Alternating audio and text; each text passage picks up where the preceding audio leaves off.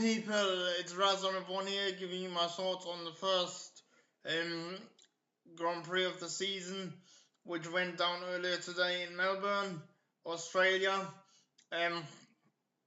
This was one of the Grand Prix with the fewest, with only 13 finishes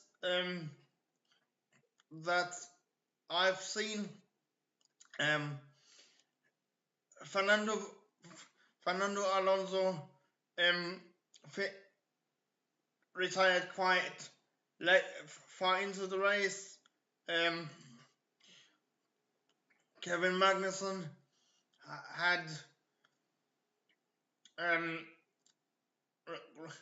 retired also.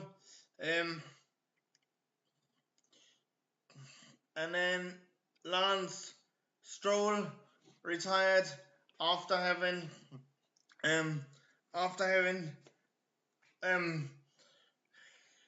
done quite a reasonable start by gaining 4 places. Daniel Ricciardo, the local hero, he had a massively disappointing race because he had gearbox trouble on the formation lap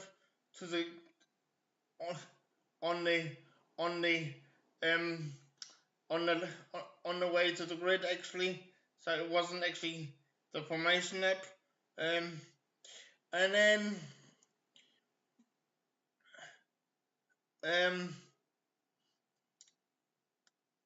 then Marcus Ericsson also retired after initially surviving a coming together with Kevin Magnussen at the start, which they both managed to get themselves out the gravel trap on that instance, but later on retired, obviously.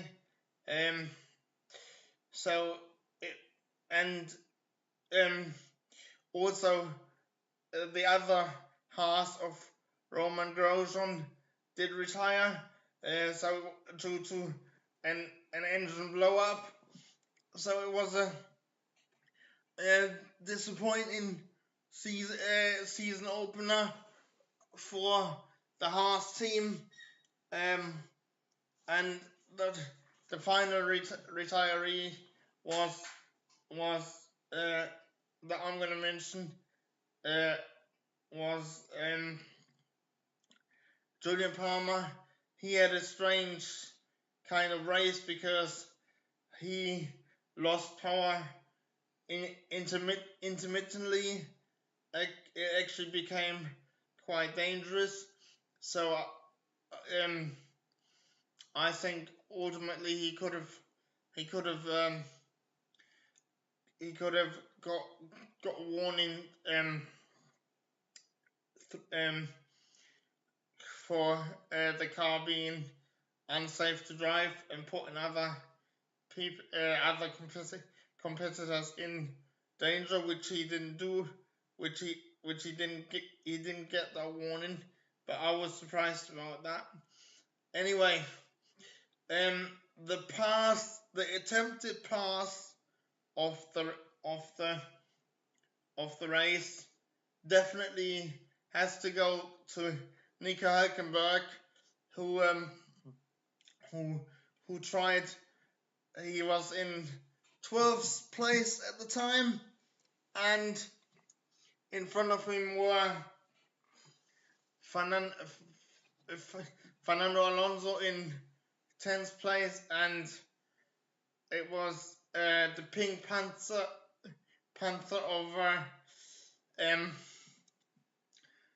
of Ocon.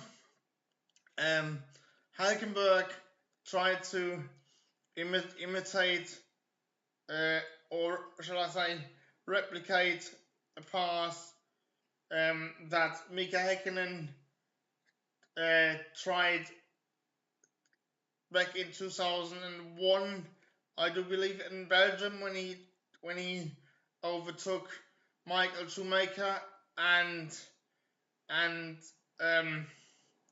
was it truly, I can't remember now, but it he did manage to get 11th. He did manage to get 11th place, and yeah, and because of the of Fernando's retirement,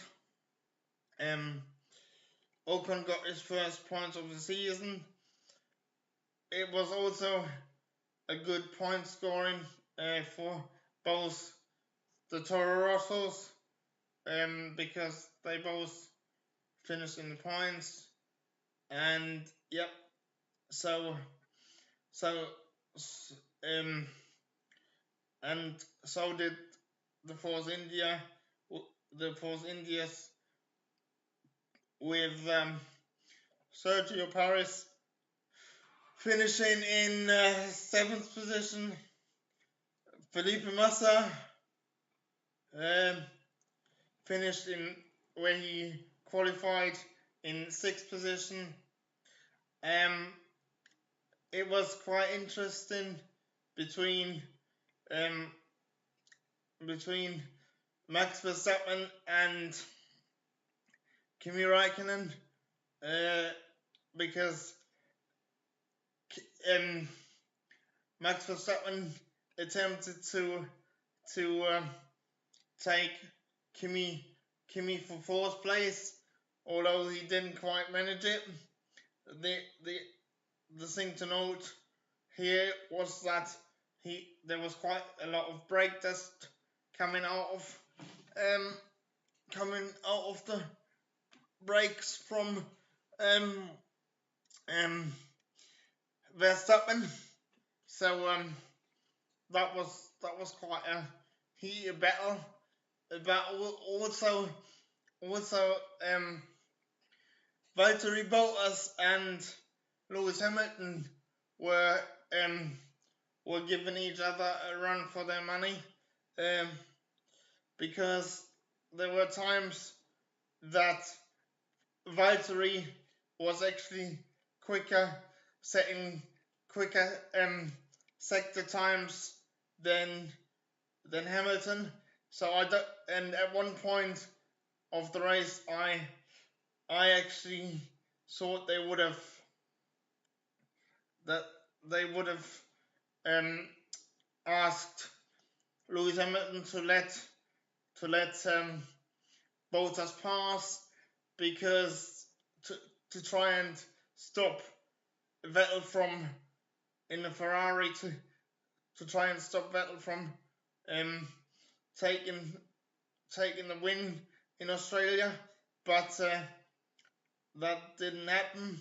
So, but that just shows that I don't believe that there's two things that have become clear in my mind. The first one is that it's not going to be an easy ride for Mercedes to defend, and for Mercedes and Lewis Hamilton to win the Force Championship.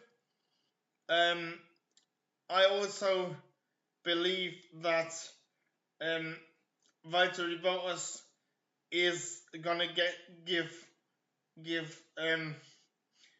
Lewis Hamilton a lot harder time than people actually believed at the start. So I don't believe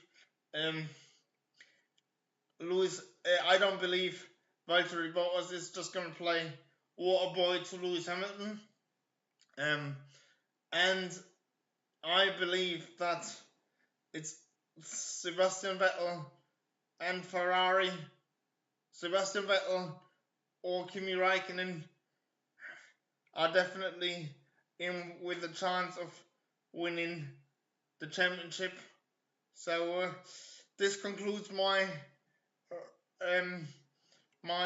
summary of the Australian Grand Prix.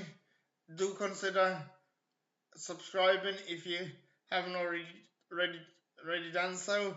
I also like to hear from you in the comment section below, and just give me some feedback on what you like, what you dislike about the videos that I'm doing.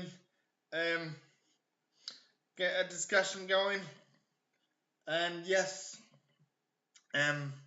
that's it, guys. I'll see you in 2 weeks for the Chinese Grand Prix qualifying roundup. Alright, see you later, guys. Cheers for watching. Bye.